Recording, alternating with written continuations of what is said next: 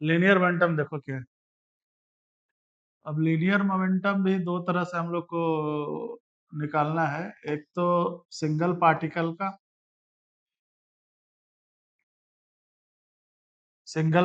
का, linear momentum, और दूसरा सिस्टम ऑफ पार्टिकल्स का।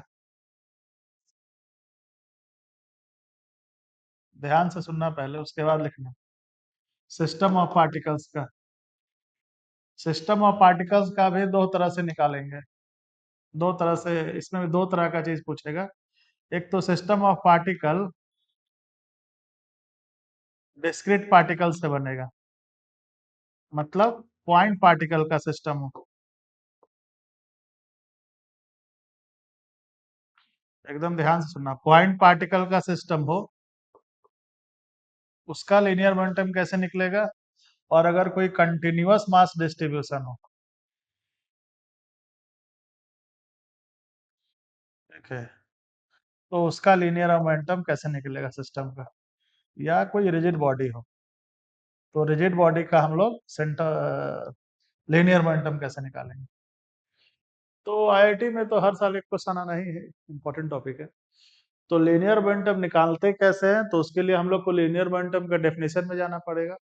डेफिनेशन अच्छे से पता है तो हम दुनिया के कोई भी क्वेश्चन का लीनियर मोमेंटम निकाल सकते हैं, लेकिन डेफिनेशन अच्छे से पता होना चाहिए। दूसरा इसमें एक कॉन्सेप्ट आता है, इसको पहले नोट कर लो।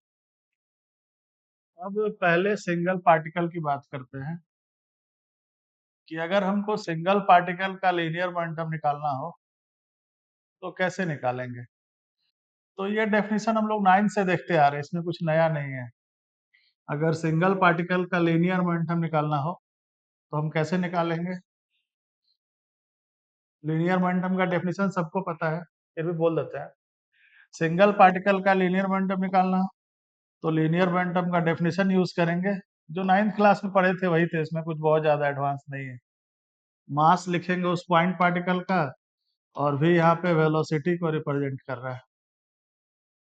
मास हो गया पॉइंट मास, जो भी है, मास इनटू वेलोसिटी, ये हो गया लीनियर मोमेंटम। ये सिंपल डेफिनेशन है, और इस पे आईआईटी में एकदम एकदम एकदम एकदम इस पे क्वेश्चन पूछा था, और 10% बच्चा से बना था। अरे हाँ, कितना 10%, मतलब ये भी लिखने नहीं आता है लोगों को। दिखाते हैं, तुम भी खुश होगे। ये तो ये मास इंटू वेलोसिटी नहीं लिख पाओगे। हाँ, यही पूछा था कि लीनियर मोमेंटम कितना है, दिखाए तो क्वेश्चन तुमसे पूछेंगे अभी। ठीक है। अब इसमें एक चीज ध्यान रखना है, बस इसमें थोड़ा सा हम ऐड कर दे रहे हैं। अब जैसे ही वेलोसिटी इन्वॉल्व हो गया, वेलोसिटी, तो लीनियर मोमेंटम क्या हो गया, फ्रेम डिपेंडेंट हो गया। क्या हो गया, फ्रेम डिपेंडेंट हो गया। अच्छा ठीक है, ध्यान से सुनना। फ्रेम डिपेंडेंट हो गया, तो क्वेश्चन में अगर लीनियर मोमेंटम पूछेगा, अगर सिर्फ उसको पूछेगा कि पार्टिकल का लीनियर मोमेंटम क्या है, तो कुछ नहीं बोल रहा है, तो हम ग्राउंड फ्रेम में निकालेंगे। अगर क्वेश्चन में कुछ नहीं बोल रहा है तो लीनियर मोमेंटम हम ग्राउंड फ्रेम में उसको बताएंगे, मतलब इनर्शियल फ्रेम में। और अगर फ्रेम डिसाइड कर दिया तो उस फ्रेम में पहले हमको पार्टिकल का वेलोसिटी निकालना पड़ेगा, तब पता चलेगा कि उस फ्रेम में लीनियर मोमेंटम क्या है। तो यही आईआईटी पूछ दिया। हाँ रहे हो ना। तो लीनियर मोमेंटम जो है, अब हमको निकालना पड़ेगा कि उस ऑब्जर्वर के रिस्पेक्ट में कितना है। तो उस ऑब्जर्वर के रिस्पेक्ट में क्या, मास तो चेंज होता नहीं है, वेलोसिटी निकालना रहेगा। ठीक है। अब सिस्टम ऑफ पार्टिकल्स में आते हैं, देखो। अब सिस्टम ऑफ पार्टिकल्स का लीनियर मोमेंटम निकालना है। तो हमने बोला इसमें दो तरह से क्वेश्चन पूछ सकता है। एक तो पूछेगा पॉइंट पार्टिकल सिस्टम का। तो पॉइंट पार्टिकल से अगर सिस्टम बना है, यानी डिस्क्रीट पार्टिकल का सिस्टम हो, अगर पॉइंट पार्टिकल से सिस्टम बना है, तो इंडिविजुअल लीनियर मोमेंटम निकाल के हम ऐड कर सकते हैं। सारे पॉइंट पार्टिकल का इंडिविजुअल लीनियर मोमेंटम का लिख के सबका वेक्टर सम कर दो, तो वही हो गया सिस्टम का। वेक्टर सम करना है, ये कर सकते हो। दूसरा इसमें तरीका क्या था, ये इजी तरीका पड़ता है।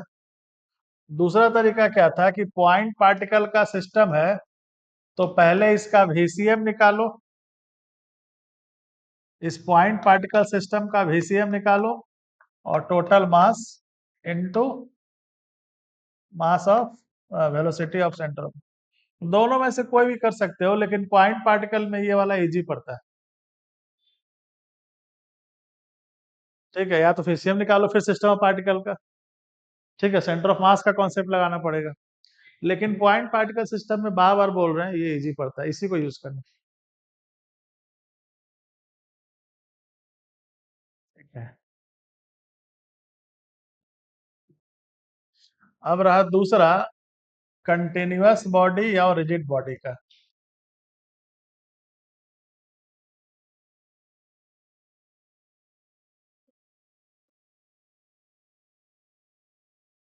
ठीक है, तो इसका तो आंख बंद करके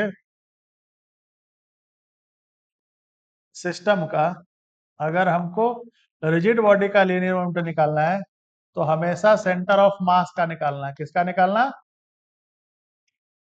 वही सिस्टम ऑफ पार्टिकल्स का लीनियर मोमेंटम।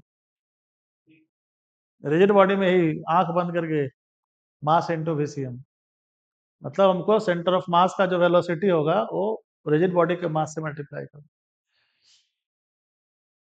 नहीं तो इसमें एक तरीका और है, कहीं कहीं वो भी काफी यूजफुल है। आप क्या कीजिए कि एक एलिमेंट्री सेगमेंट का पहले लीनियर मोमेंटम निकाल लीजिए। ध्यान से सुनो, क्या कीजिए, एलिमेंट्री सेगमेंट का लीनियर मोमेंटम निकाल लीजिए और सबका वेक्टर सम कर दिए, वेक्टर सम को इंटीग्रेट कर दीजिए, तो ये सिस्टम का आ जाएगा। इसको ये भी कहीं कहीं काफी यूजफुल है, तो आपको लीनियर मोमेंटम मिल जाएगा, लेकिन आपको वेक्टर सम करना पड़ेगा हर एक एलिमेंट्री पार्ट का। तो एलिमेंट्री पार्ट का वेक्टर सम कैसे करते हैं ये हम लोग आज सीखेंगे, क्योंकि ये बहुत काम का मेथड है ये भी। क्या बोले? एलिमेंट्री पार्ट का वेक्टर सम कैसे करते हैं? अभी तो सिंपली इंटीग्रेट कर देते थे ना, नहीं, वेक्टर सम भी करना पड़ सकता है, वो कैसे करते हैं वो आज देखेंगे। नोट कर लो इसको।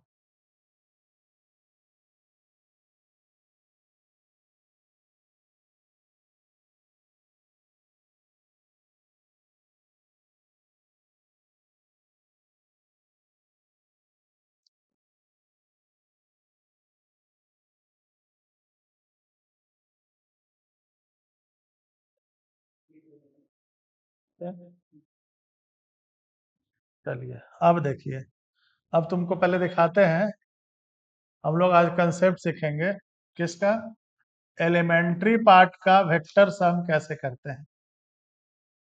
ये बड़ा काम आएगा, पहले इसको सीख लो। एलिमेंट्री पार्ट का वेक्टर एडिशन कैसे करते हैं।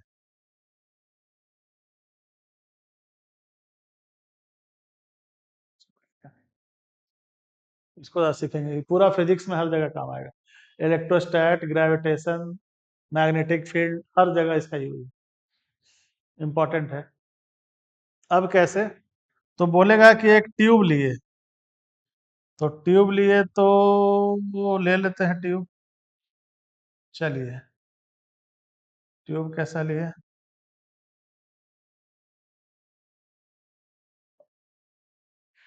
उसको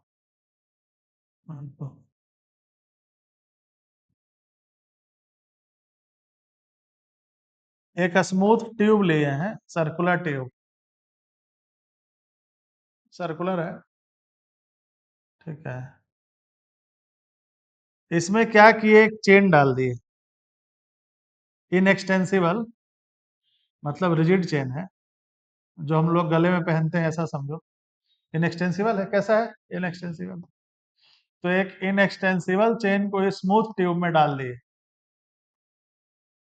डाल दिए, ठीक है, डाल दिए। अब इसका छोटा सा पार्ट भी अगर आप बाहर निकाल लेंगे तो ये इस डायरेक्शन में स्लाइड कर जाएगा, क्योंकि मास का डिस्ट्रीब्यूशन इक्वल नहीं है। तो आप थोड़ा सा भी इधर ज्यादा कीजिएगा तो वेट की वजह से नीचे गिर जाएगा, क्यों? सरफेस स्मूथ है। तो ऐसा ही समझो कि एक स्मॉल सेगमेंट, बहुत स्मॉल, इसको थोड़ा सा बाहर निकाल दिए और छोड़ दिए, या ऐसा सोचो, उससे भी अच्छा ये रहेगा कि इस सेगमेंट को हम भी स्पीड से मतलब ऐसे ऐसे कोई स्पीड दे दिए, झटका दिए इम्पल्स लगाकर, और इस वाले एंड को मान लो हम भी वेलोसिटी दिए किसी एक एंड को, ठीक है, किसी एक एंड को मान लो ऐसे भी स्पीड देके छोड़ दिए, ऐसे झटका दिए तो इम्पल्सिव फोर्स लगा, इम्पल्स की वजह से इस पार्टिकल को लीनियर मोमेंटम मिलेगा। तो इस पॉइंट पार्टिकल को जो लीनियर मोमेंटम मिला, यानी जो स्पीड मिला, तुमसे बोलेगा कि अगर इस एंड का स्पीड भी है, तो अगर चेन का मास कैपिटल एम है, तो इस पूरे चेन का लीनियर मोमेंटम क्या होगा? क्या बोलेगा? इस पूरे चेन का लीनियर मोमेंटम क्या होगा? अब ये सिस्टम ऑफ पार्टिकल का क्वेश्चन, वो भी कैसा? रिजिड बॉडी है। कैसा है? रिजिड बॉडी है। तो दो तरीका है, एक तो हम वीसीएम निकाल के कर सकते थे, लेकिन चूंकि ये मेथड सिखाना है हमको, तो कैसे करते हैं? कभी भी जब वेक्टर एडिशन करते हैं स्मॉल सेगमेंट का, एकदम ध्यान से सुनो, कभी भी एलिमेंट्री पार्ट का जब वेक्टर एडिशन करोगे तो इफेक्टिव कंपोनेंट चेक करते हैं, इफेक्टिव कंपोनेंट चेक करते हैं, इफेक्टिव कंपोनेंट चेक करते हैं। अब बोलेगा इफेक्टिव कंपोनेंट क्या होता है? इफेक्टिव कंपोनेंट का मतलब रिजल्टेंट वेक्टर। क्या होता है? रिजल्टेंट वेक्टर किधर है, उसी को हम लोग इफेक्टिव कंपोनेंट बोलते हैं। तो रिजल्टेंट वेक्टर कैसे चेक करते हैं? तो रिजल्टेंट को चेक करने का तरीका क्या है? तो रिजल्टेंट को चेक करने का तरीका है कि आप कोई भी एलिमेंट्री पार्ट जो कट करेंगे वो सिमेट्रिकल पोजीशन में कट करेंगे। मतलब ये हुआ कि आप,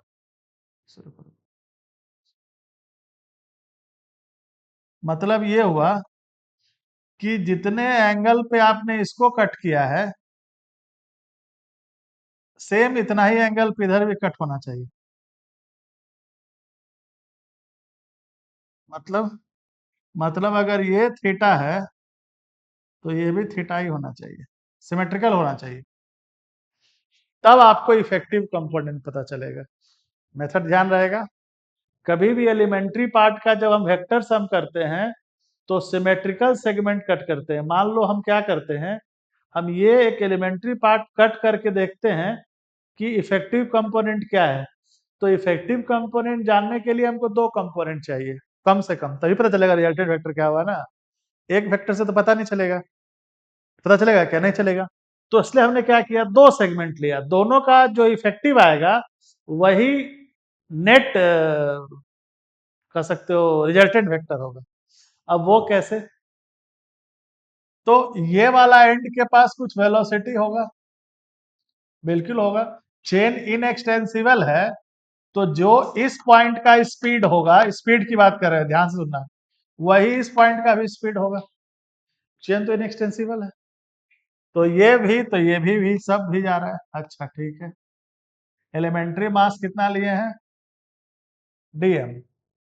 ये हो गया है डी थीटा, ये है आर, ये है डीएम। तो डीएम का दो कंपोनेंट, ये और ये, सिमेट्री से यहां भी लीनियर मोमेंटम लिखोगे ना, तो लीनियर मोमेंटम क्या लिखोगे? Mass into velocity. Elementary part का लिख रहे हैं ना, ठीक है, तो एलिमेंट्री पार्ट का एक कंपोनेंट आएगा, रुक जाओ, हाँ ये कंपोनेंट लिख रहे हैं, ये वाला लिख रहे हैं, ये वाला हो जाएगा, ये हो जाएगा डीएम इंटू वी, इसका कंपोनेंट लेंगे, ये दोनों इसका कंपोनेंट है। उसी तरह इसका भी दो कंपोनेंट, इस डीएम इंटू वी का भी दो कंपोनेंट, मतलब ये डीपी वेक्टर है, मतलब ये डीपी वेक्टर है। तो डीपी वेक्टर, अब इसको इंटीग्रेट, यानी हम किसी भी स्मॉल सेगमेंट को हम ऐसे इंटीग्रेट नहीं कर सकते, इसका इफेक्टिव कंपोनेंट चेक किया जाता है, इसका इफेक्टिव कंपोनेंट चेक किया जाता है। जब भी वेक्टर को इंटीग्रेट कर रहे हो तो उसका इफेक्टिव कंपोनेंट चेक किया जाता है। इसको चेक करने का तरीका है, कम से कम दो एलिमेंट कट करो सिमेट्रिकली, तुमको नेट पता चल जाएगा किधर जा रहा है, फिर उसको इंटीग्रेट कर देंगे। कैसे? क्योंकि नेट पता चल गया ना कि नेट वेक्टर किधर है, वेक्टर एडिशन कर रहे हो ना, तो नेट तो पता ही होना चाहिए। तो अब सिमेट्री बता रहा है सिमेट्री बता रहा है कि ये दोनों कैंसल आउट कर दे रहा है, वेक्टर अपोजिट है, ये दोनों ऐड हो जा रहा है एक ही डायरेक्शन में। मतलब अगर हम ऐसा ऐसा एलिमेंट इस साइड इस साइड इस साइड इस साइड कट कर सबको ऐड करें तो नेट हॉरिजॉन्टल जाएगा। हाँ, दिल्ली लग रहा था वर्टिकल लेकिन चला गया हॉरिजॉन्टल। मतलब लीनियर मोमेंटम का जो डायरेक्शन है यहाँ देखने में तो वर्टिकल लग रहा था लेकिन सिस्टम ऑफ पार्टिकल्स का लीनियर मोमेंटम हॉरिजॉन्टल है। कैसा है? ठीक, यही फिजिक्स है। हाँ, रहे हो ना। अब इसको लिख दिया कैसे? तो कंपोनेंट से ये थीटा तो कितना हो जाएगा, ये हो जाएगा 90, ये 90 माइनस थीटा तो ये थीटा होगा ना, ये थीटा तो ये तो कैंसिल हो गया, तो ये वाला क्या होगा, कॉस, तो डीपी कॉस थीटा।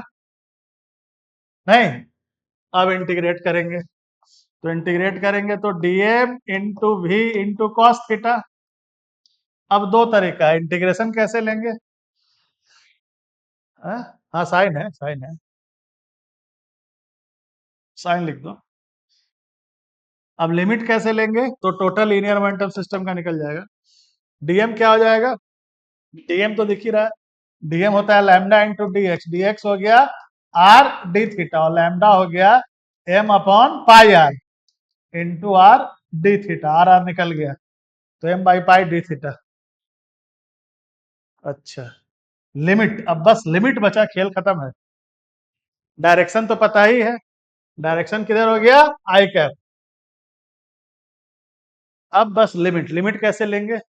तो अगर हम इस दोनों का रिजल्टेंट लिखेंगे, ठीक है, और अगर यहाँ पे सिर्फ डीपी साइन थीटा लिखे हैं तो दोनों का एक्चुअली वेक्टर सम आता है 2 डीपी साइन थीटा।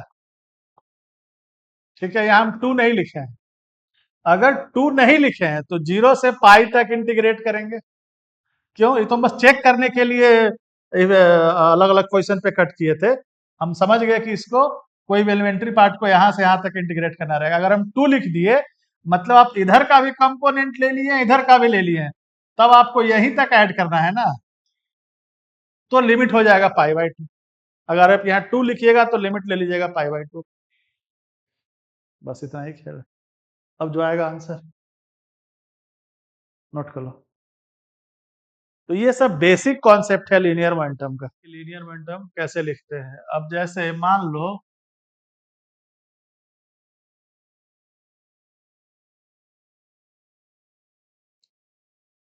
कोई रॉड हो, कोई रॉड है,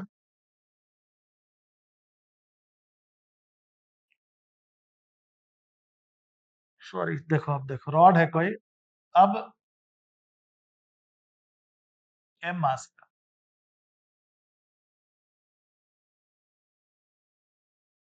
मान लो रॉड के पास एक angular velocity omega, rod rotate कर रहा है और ट्रांसलेट कर रहा है, दोनों कर रहा है। समझिएगा कैसे? पेन ला बताते है मेरे पास। इसको क्या दिए, घूम भी रहा, आगे भी जाएगा ना, पेन घूम भी रहा था और आगे जा रहा था, तो इसके पास रोटेशनल वेलोसिटी भी था और ट्रांसलेशनल वेलोसिटी भी था। ऐसा कोई सिस्टम है, एम मास का है। अब हमको इसका, अब इसमें क्या है, अब देखो ये वाला पॉइंट जो है, मान लो ये लेंथ का रॉड है, ठीक है, एल लेंथ का रॉड है, तो यहां से यहां तक ये डिस्टेंस हो गया L/2, तो इस पॉइंट का लीनियर वेलोसिटी हो गया ओमेगा इंटू L/2। क्यों? सेंटर ऑफ मास के अबाउट प्योर रोटेशन है। कैसा है, मतलब सेंटर ऑफ मास के अबाउट पार्टिकल ओमेगा से रोटेट कर रहा है, दिया हुआ है, आगे पढ़ेंगे वो होता ही है प्योर रोटेशन, बताएंगे। तो अब सेंटर ऑफ मास के अबाउट मान लो ये रॉड ओमेगा से घूम रहा है, तो ये एंड ओमेगा L/2 इधर जा रहा है, ये जा रहा है, ये भी ओमेगा इंटू L/2 से इधर। अब ये, तो ये यहाँ से मान लो कितना डिस्टेंस पे है, ये r1 डिस्टेंस पे है, तो इसका वेलोसिटी हो जाएगा ओमेगा r1 जो भी है, यहाँ है ये r2 डिस्टेंस पे है, तो इसका वेलोसिटी हो गया ओमेगा इंटू आर टू, जो भी है। तो हम यहाँ क्या देख रहे हैं कि हर एक पॉइंट का अलग अलग रोटेशन की वजह से वेलोसिटी है। और एक ट्रांसलेशन जब VCM है, जब रॉड आगे जा रहा है, तो हर एक पॉइंट का ये वेलोसिटी तो होगा ही। VCM तो ट्रांसलेशनल मोशन को रिप्रेजेंट करता, बता ही है किसको रिप्रेजेंट करता है, ट्रांसलेशनल मोशन को। तो ट्रांसलेशन होगा मतलब प्लस VCM भी होगा सब में। तो हर एक पॉइंट के पास ये टोटल वेलोसिटी है। यहां भी होगा प्लस VCM, यहां भी होगा, इस डायरेक्शन में है minus minus VCM, direction opposite है, वेक्टर सम करेंगे ना। अब यहां पे अगर हम कोई अलग मेथड यूज करें अदर देन MVCM, तो बड़ा उलझन है, बहुत टेंशन है। यहाँ सबसे अच्छा मेथड यही होता है, कुछ करने की जरूरत नहीं है। इसका मास और तुम VCM कोई पॉइंट कोई भी पॉइंट कितना वेलोसिटी से जा रहा है तुमको उससे मतलब ही नहीं है। क्यों? क्योंकि लीनियर मोमेंटम जो है वो ट्रांसलेशनल मोशन को रिप्रेजेंट करता है। वो बताता है कि कोई पार्टिकल का मोमेंटम लीनियरली कैसे चेंज हो रहा है, उसको एंगुलर से मतलब नहीं है। और लीनियर मोशन कौन रिप्रेजेंट करता है? Centre of mass. वही तो बताए थे कि स्पेशल पॉइंट लगाने पर ट्रांसलेट कर जाता है। तो इसका मतलब कभी भी हमको रिजिड बॉडी का या सिस्टम ऑफ पार्टिकल्स का लीनियर मोमेंटम निकालना है, तो आपको सिर्फ VCM से मतलब होना चाहिए। किसी भी पॉइंट के वेलोसिटी से हमको कोई लेना देना नहीं, क्योंकि ट्रांसलेशनल मोशन के लिए जो आदमी रिस्पॉन्सिबल है हम उसी को पकड़ेंगे। एकदम सब क्लियर कॉन्सेप्ट दिमाग में सेट रखो, तो ये एक से एक क्वेश्चन पूछेगा, उलझाएगा, समझ गए ना, नोट करो इसको। तो बस हमको ये रहा linear momentum system.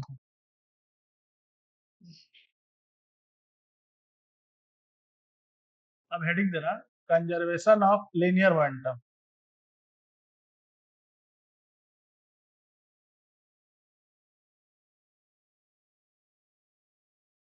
Conservation of linear momentum ये क्या होता है?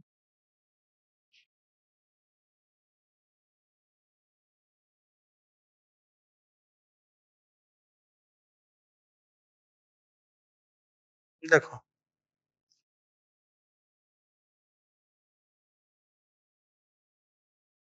According to Newton's second law, according to Newton's second law क्या है? F external summation of F external equal to time rate of change of linear momentum system का, क्यों net force लिख रहे हो ना, तो कंजर्वेशन कभी भी लगाएंगे तो इंडिविजुअल बॉडी का लीनियर मोमेंटम को हम लोग कंजर्व नहीं बोलते हैं, कांस्टेंट बोल सकते हैं। मान लो VCM चेंज नहीं कर रहा है तो लीनियर मोमेंटम कांस्टेंट है। कंजर्व वर्ड जब भी यूज होगा तो सिस्टम के लिए होगा, और सिस्टम का मतलब एक से ज्यादा पार्टिकल होना चाहिए, कम से कम दो पार्टिकल होना चाहिए, तभी सिस्टम बोल सकते हैं। ठीक है, ये ध्यान रखना, नहीं तो कांस्टेंट कंजर्वेशन का वर्ड यूज नहीं किया जाता है। पहला, कंजर्व होना और कांस्टेंट होना में डिफरेंस है, वो भी हम बताएंगे। अब इस पे आओ। तो ये जनरल डेफिनेशन है न्यूटन सेकंड लॉ का। अब ये एक्सप्रेशन क्या बता रहा है? ये एक्सप्रेशन बता रहा है कि अगर सिस्टम पे नेट एक्सटर्नल फोर्स जीरो हो जाए, किस पे? सिस्टम का। अगर सिस्टम पे नेट एक्सटर्नल फोर्स जीरो हो जाए तो मैथमेटिकल एक्सप्रेशन ये बता रहा है, क्या बता रहा है? कि डीपी यानी time rate of change of linear momentum किसका? सिस्टम का, जीरो हो जाएगा। किसी का डेरिवेटिव जीरो है मतलब वो चीज बदल नहीं रहा है, मतलब ये कांस्टेंट है। अब ये जो कांस्टेंट है इसको हम कंजर्व कब बोलेंगे? लोग बोल देता है यही कंजर्वेशन ऑफ लीनियर। ठीक है, ठीक है, ठीक है, ठीक है, ठीक है। तो हमको समझ होना चाहिए ना कि कांस्टेंट और कंजर्वेशन में अलग अलग डिफरेंस है। ठीक है, तो ये डिफरेंस कैसे पता चलता है? इसी को हम लोग यहाँ से हम लोग कंक्लूड करेंगे कि यही कंजर्वेशन ऑफ लीनियर मोमेंटम है। लेकिन हम कंजर्व वर्ड कब यूज करते हैं? कंजर्वेशन कांस्टेंट का मतलब ये हुआ कि लीनियर मोमेंटम सिस्टम का नहीं बदलेगा। हाँ ठीक है, नहीं बदलेगा। अब इसको हम कंजर्वेशन तब बोलते हैं जब किसी भी मोमेंट, एट एनी मोमेंट, किसी भी मोमेंट का तुम लीनियर मोमेंटम अगर इक्वेट कर सकते हो, ध्यान रखना वेक्टर साइन है तो वेक्टर के साथ, साइन कन्वेंशन के साथ, तो किसी भी दो मोमेंट का अगर हम लीनियर मोमेंटम इक्वल कर सकते हैं, किसी भी दो मोमेंट का, तो हम बोलेंगे कि लीनियर मोमेंटम कंजर्व है। तो तुमसे बोलेगा कि कांस्टेंट भी तो है तो नहीं बदलेगा, हम किसी भी दो मोमेंट का इक्वल कर सकते हैं, कांस्टेंट चीज थोड़ी बदलेगा। तो हम कांस्टेंट को कंजर्व बोल सकते हैं। हाँ रहे हो ना, क्या बोलेगा? कांस्टेंट को कंजर्व बोल सकते हैं। अच्छा, इस आर्गुमेंट पे हम लोग आते हैं, इसमें एक पॉइंट और मिस कर गया। ध्यान रखना कि जब ये सिस्टम की बात करता है तो कंजर्वेशन ऑफ लीनियर मोमेंटम में यहाँ पे ध्यान रखना है तुमको कि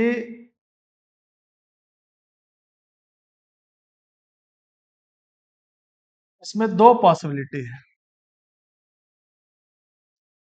एक तो कि सिस्टम आइसोलेटेड हो। आइसोलेटेड सिस्टम का मतलब सिस्टम का मास कंजर्व हो, मतलब मास कंजर्व्ड हो मतलब चेंज नहीं कर रहा हो सिस्टम के अंदर। और दूसरा पॉसिबिलिटी हो कि सिस्टम का मास not conserve, mass not conserve लिख रहे हैं, मतलब सिस्टम आइसोलेटेड ना हो। तो क्या अगर सिस्टम आइसोलेटेड ना हो तो लीनियर मोमेंटम कंजर्व रहेगा? इसको थोड़ा देखना है। अब इसमें दो पॉसिबिलिटी है, बोल रहा है कि या तो चूंकि मास का लीनियर मोमेंटम आ गया ना, तो लीनियर मोमेंटम, तो सिस्टम का मास हो सकता है उसके अंदर मास इन और आउट हो रहा हो, उसको ओपन सिस्टम बोलते हैं। क्या बोलते हैं? Open system. किसी सिस्टम में मास इन या आउट हो रहा हो, और एक है कि जो है वही है, ना आउट हो रहा है ना इन हो रहा है। तो मास अगर इन आउट हो रहा है तो क्या सिस्टम का लीनियर मोमेंटम कंजर्व रहेगा according to Newton second law, या नहीं रहेगा, या क्या होगा? तो ये एक अलग डिस्कशन का विषय है। ठीक है, हम इस पे भी आएंगे, इंपॉर्टेंट है। अभी हम लोग इस पे हैं। किस पे हैं? मास आइसोलेटेड है तो क्या होगा, सब एक एक करके समझो। तो अगर मास आइसोलेटेड है तब आंख बंद करके हम बोल सकते हैं कि लीनियर मोमेंटम कंजर्व है। मास अगर आइसोलेटेड नहीं है तो देखेंगे कि लीनियर मोमेंटम कंजर्व सिस्टम का होगा या नहीं होगा, वो हम लोग देखेंगे, देखेंगे तब बताएंगे, अभी क्यों बोलेंगे? जब उस पर डिस्कशन करेंगे क्या होता है। हाँ, आइसोलेटेड सिस्टम का लीनियर मोमेंटम कंजर्व हम किसी भी दो मोमेंट का इक्वल कर सकते हैं। अब यहाँ पे एक डिस्कशन बचा, हम बोले कांस्टेंट और कंजर्व में क्या फर्क है। बोल रहा है कि किसी भी सिस्टम का लीनियर मोमेंटम कांस्टेंट है और दूसरा कंजर्व्ड है। क्या अंतर है? थोड़ा सोचो, दोनों में क्या डिफरेंस है?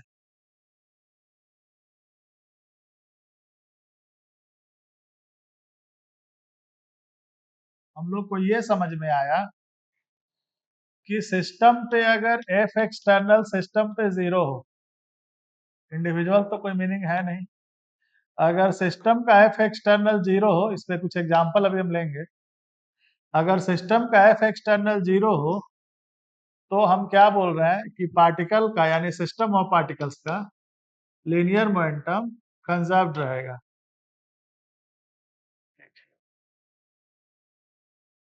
कांस्टेंट हो उससे हमको कोई लेना देना नहीं है। कंजर्व है, अच्छा एक चीज और, कोई चीज कंजर्व है तो जरूरी नहीं है कि, सॉरी, कांस्टेंट है तो जरूरी नहीं कि कंजर्व भी होगा।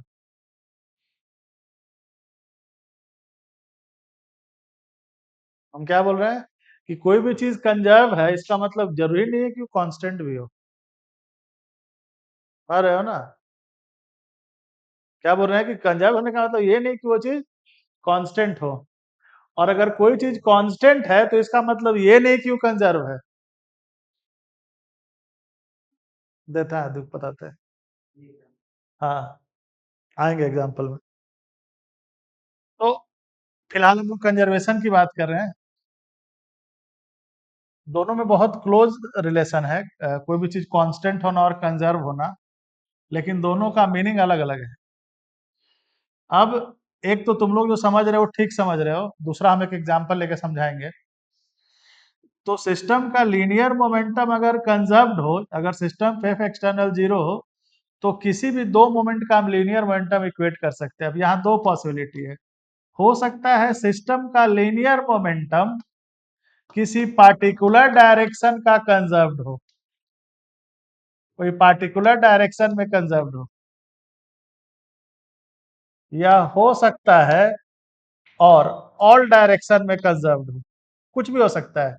तो ये तो क्वेश्चन पे डिसाइड करेगा, ये पहले से हम नहीं बोल सकते हैं। तो हम पार्टिकुलर डायरेक्शन में भी लीनियर मोमेंटम कंजर्वेशन लगा सकते हैं, अगर उस डायरेक्शन का नेट एक्सटर्नल फोर्स जीरो हो, तो जैसा हम लोग सेंटर ऑफ मास में करते थे, तो यहां भी वो चीज कर सकते हैं। एक दूसरा नोट करोगे इसको, समझ गया ना? दूसरा मिटाए नहीं है, चाहोगे तो बैक कर लेना। दूसरा एक अच्छा चीज दिमाग में रहा था, हाँ। जब हम लीनियर मोमेंटम सिस्टम का बोलते हैं कि कंजर्वेशन लगा रहे हैं लीनियर मोमेंटम सिस्टम का, तो ध्यान रखना कि लीनियर मोमेंटम अगर हम सिस्टम ऑफ पार्टिकल्स का लिख रहे हैं और पॉइंट पार्टिकल सिस्टम का लिख रहे हैं, जो भी लिख रहे हैं, ये लीनियर मोमेंटम ग्राउंड फ्रेम में हमेशा कंजर्व करना, क्योंकि Newton second law inertial frame में वैलिड है। और ये कंजर्वेशन आया कहां से है? तो न्यूटन सेकेंड लॉ से आया है, और न्यूटन सेकेंड लॉ किसके फ्रेम में वैलिड है? Inertial frame. तो ग्राउंड इनर्शियल है, तो लिख देते हैं दोनों, ग्राउंड फ्रेम हो या फिर इनर्शियल फ्रेम हो, तो ये कंपलसरी है। आपको यहाँ पे आईआईटी चकमा देगा, बहुत खतरनाक चकमा देगा। तो ध्यान रखना कि कभी भी लीनियर मोमेंटम कंजर्वेशन लगाने जा रहे हैं, तो इंडिविजुअल पार्टिकल का लीनियर मोमेंटम या सिस्टम ऑफ पार्टिकल्स का लीनियर मोमेंटम जो है, वो हमेशा तुम आंख बंद करके ग्राउंड ही फ्रेम में लिखना, इनर्शियल भी भूल जाओ, सबसे अच्छा रहेगा। ये बहुत इंपॉर्टेंट, मोस्ट इंपॉर्टेंट है, इसको ध्यान रखना। और कंजर्वेशन में हमेशा आप लोग ध्यान रखिएगा कि साइन कन्वेंशन मत भूल जाइएगा, नहीं तो पूरा खेल खत्म। Sign convention compulsory. वेक्टर, तुम वेक्टर को कंजर्व कर रहे हो ना, तो कोई वेक्टर कंजर्व है तो मैग्नीट्यूड और डायरेक्शन दोनों कांस्टेंट होना चाहिए, नहीं तो वो चीज कंजर्व नहीं है। मैग्नीट्यूड एंड डायरेक्शन, ठीक है, ये दोनों जो है, ये दोनों एक साथ कंजर्व होना चाहिए। कोई भी एक चीज चेंज नहीं करना, एक भी चेंज हो गया तो चेंज हो गया, तो फिर हम उसको नहीं बोल सकते हैं कि लीनियर मोमेंटम कंजर्व है या कांस्टेंट है। एक एग्जांपल से पहले हम समझा देते हैं, तब अच्छा रहेगा। ये क्वेश्चन करते हैं इस पर।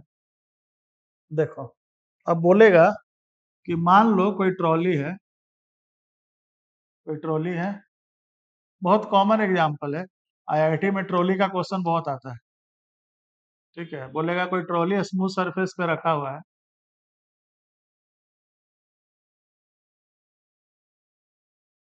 ठीक है, या बोलेगा रेल रोड कार है, ओपन रेल रोड कार है जो ट्रैक पे चलता है।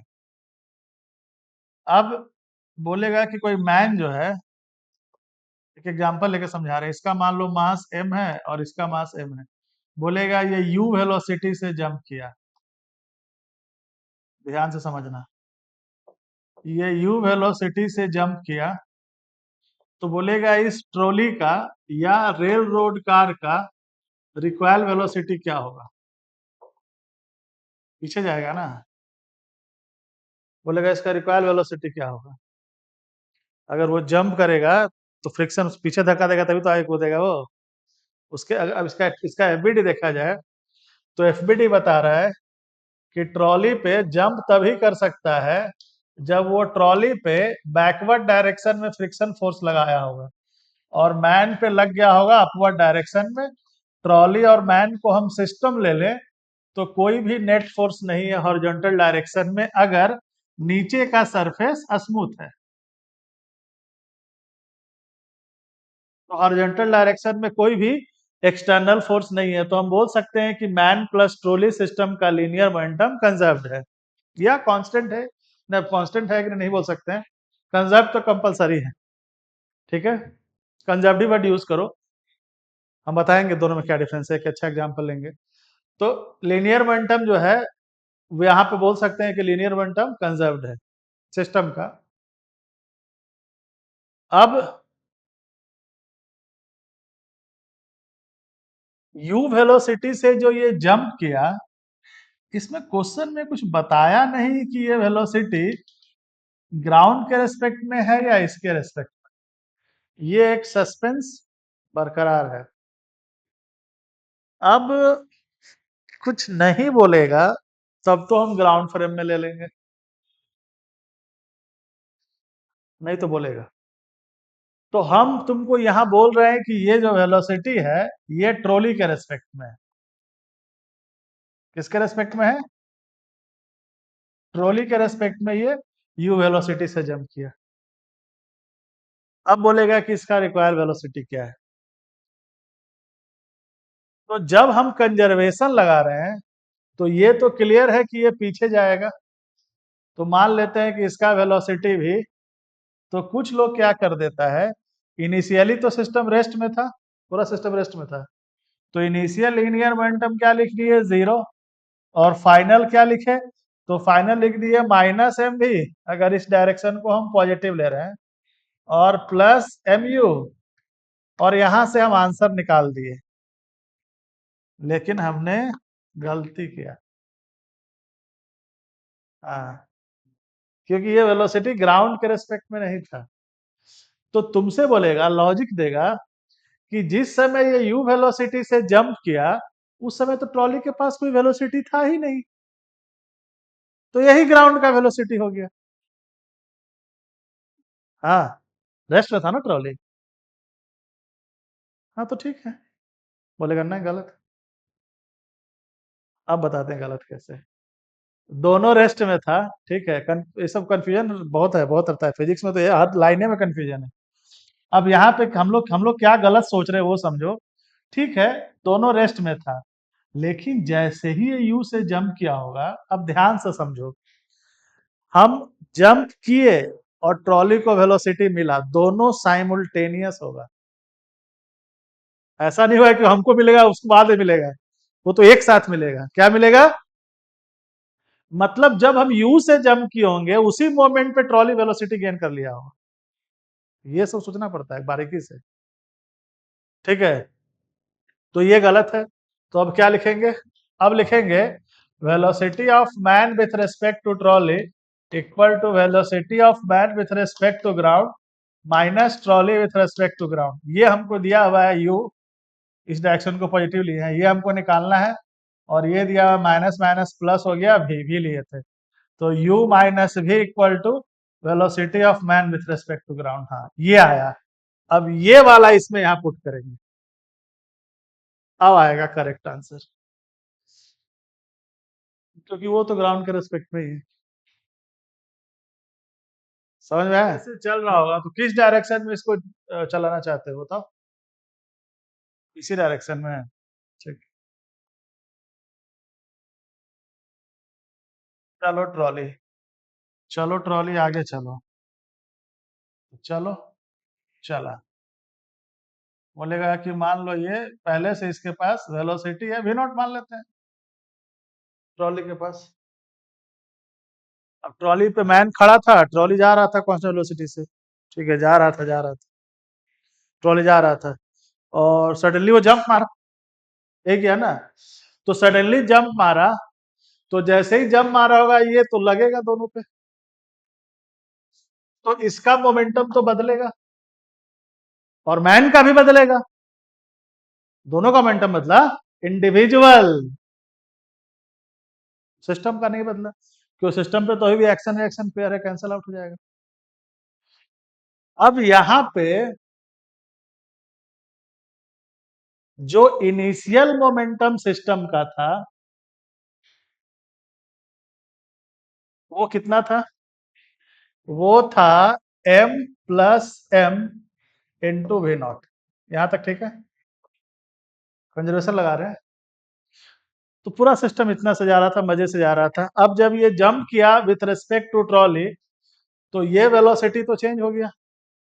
अब दोनों एक साथ चेंज हुआ होगा, ये वी नॉट से बदल के मान लेते हैं इसका वी डैश हो गया, वही होगा ऑब्वियस है। और इसको जो है ग्राउंड फ्रेम में कितना मिला? ट्रॉली के रेस्पेक्ट में ही उसे जंप किया ना। अब यहाँ दो पॉसिबिलिटी है, हो सकता है इसका इसका वेलोसिटी जो वी डैश है वो जंप किया हो तो अपोजिट डायरेक्शन में मूव करने लगा हो। हाँ, या हो सकता है उसी डायरेक्शन में रिड्यूस्ड वेलोसिटी से मूव कर रहा हो। तो अब क्या करें? यहाँ तो फिर अलग अलग इक्वेशन आएगा, माइनस प्लस का फर्क रहेगा। तो यहाँ पे मैं तुमको बोलूंगा कि टेंशन नहीं लेने का, तुमको जो मन करता है लिख दो, फाइनल आंसर सेम ही आएगा। आंसर में सिर्फ साइन का फर्क रहेगा। साइन का फर्क क्या रहेगा?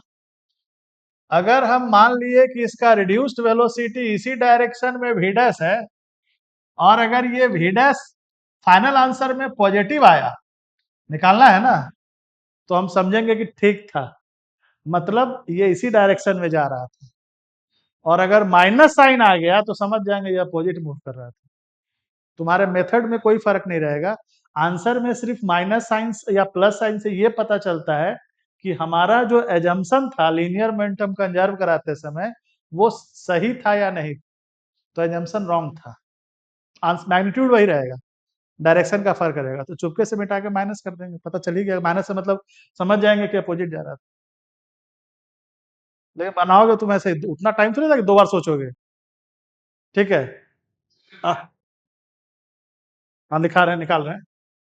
तो velocity of man with respect to trolley, velocity of man with respect to ground minus trolley with respect to ground, वही निकाल रहे हैं। ये हो गया u, ये निकालना है। और ये हो गया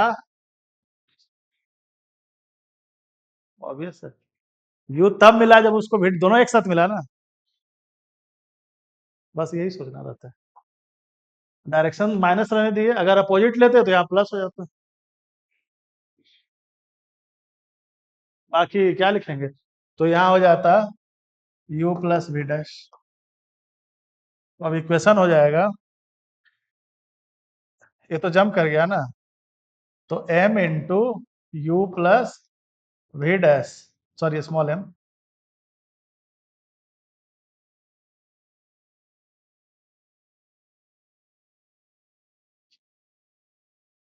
m इंटू वी डैश। ये हो गया, ये फाइनल आंसर।